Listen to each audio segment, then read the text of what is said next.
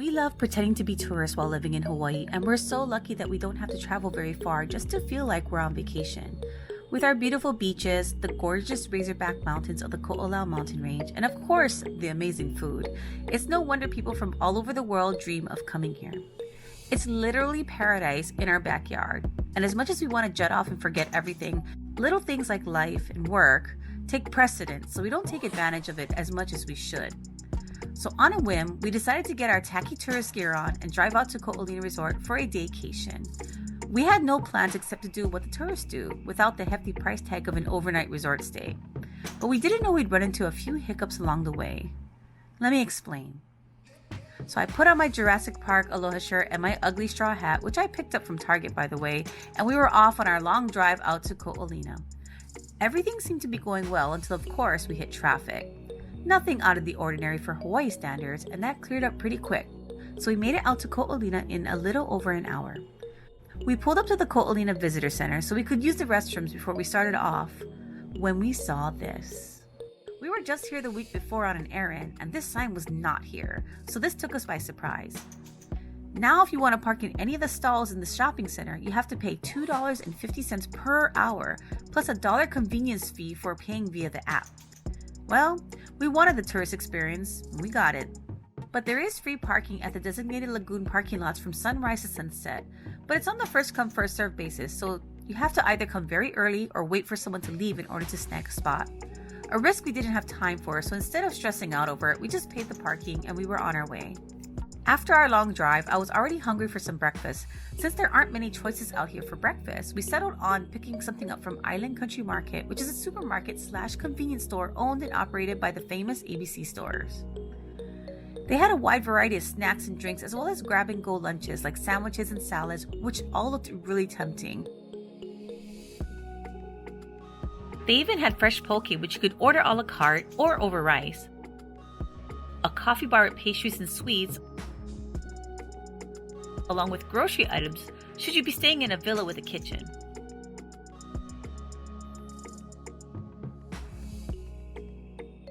But when we looked at their hot food section, we didn't realize how extensive their menu was, and they weren't too badly priced either.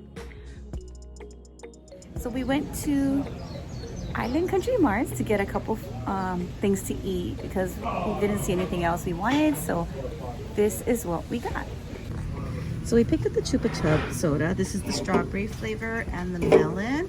Very curious what these taste like because, you know, I haven't had a Chupa Chup in a long time.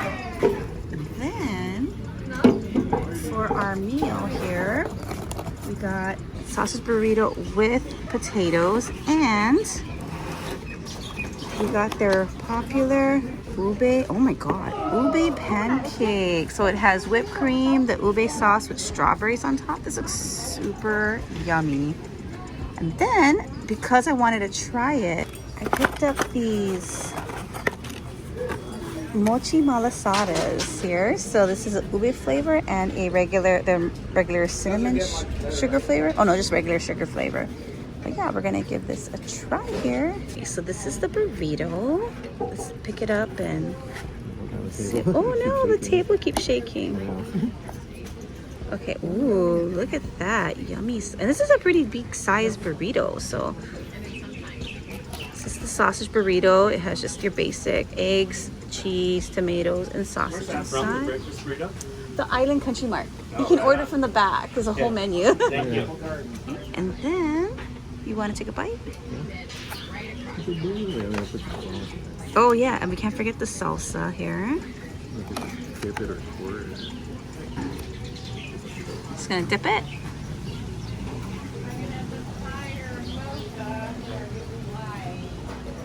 Is that yummy? Ooh, okay, I'm gonna try a bite. Yep.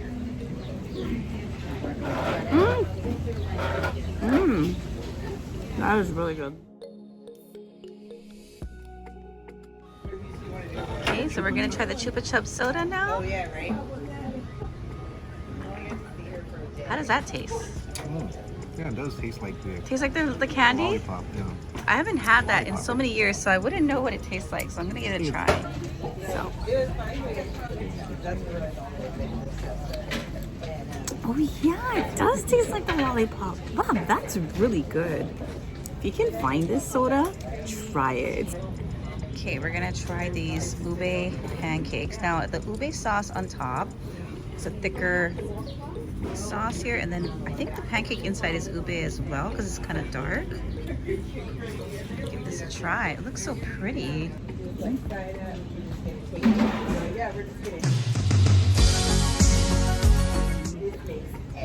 Oh yeah, that is good. Ube sauce is a rich, thick, creamy sauce. A little bit sweet, so you don't need any syrup at all. Definitely share it with somebody because it's kind of heavy. It's a lot of pancake, but very good. It's like a dessert. So yummy. So now we're gonna try this mochi malasada. I've had the ones from Zippy's before. Those are the mochizadas. Those are really soft and chewy. So this one seems a little bit hard, so we'll see.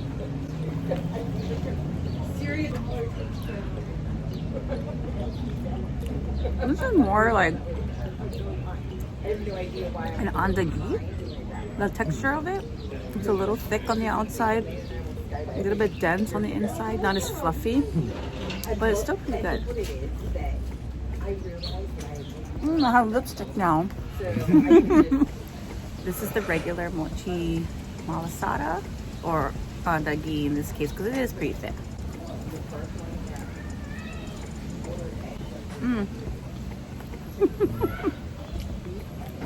So, if you see the inside here, it is a little bit dense and sticky. Definitely more like an andagi, but still very tasty. Overall, for convenience store food, it was pretty good. I want to come back here again to try some of their lunch items because some of the items, like the prime rib French dip and hot pastrami sandwich, sounded very good. Again, this is a resort area, so the food here will be on the pricier side, but Island Country Market will be the cheapest food you'll find in the Ko Olina Resort area. And for those of you who don't know who we are Destination Sweet Eats. My name is Mara, and sometimes you'll see my husband Chris and my 3 little Zillas. We love going around discovering new and interesting places to eat and play within our community. We also love to travel and hope to do more travel content in the future. We started this channel as a way to help spread the word about our favorite local spots as well as support our local economy. If you're into that kind of content, please consider subscribing and hitting that notification bell so you can keep up to date with our latest destination. Also, if you want to find out more amazing destinations for some sweet eats or other small businesses in Hawaii, you can visit our Instagram or TikTok, which I will link down below. After our heavy breakfast, we got our walk on and walked through some of the resorts just to see what the vibe was like. Disney Aulani always hits you different when you walk into that lobby. Everything from the colors, the smells, and the views make you feel like you've been transported into another world. You automatically feel like you're on vacation, which makes us want to book a stay here again. We made our way down to the lagoons and walked the meandering path that connects all the 4 lagoons together. There weren't that many people out in the lagoons, but since it's still early summer, I imagine this place will be filled up very soon. The lagoons in Ko Olina are all open to the public, but Lagoon 4 is the least crowded and closest to the parking lot. So next time we come, we'll definitely try and park on that side. As we were walking, I happened upon this sign that immediately caught my eye. Ko Olina Chapel sits up on the hill above Lagoon 1, and within it is a cafe called Ko Olina Cafe.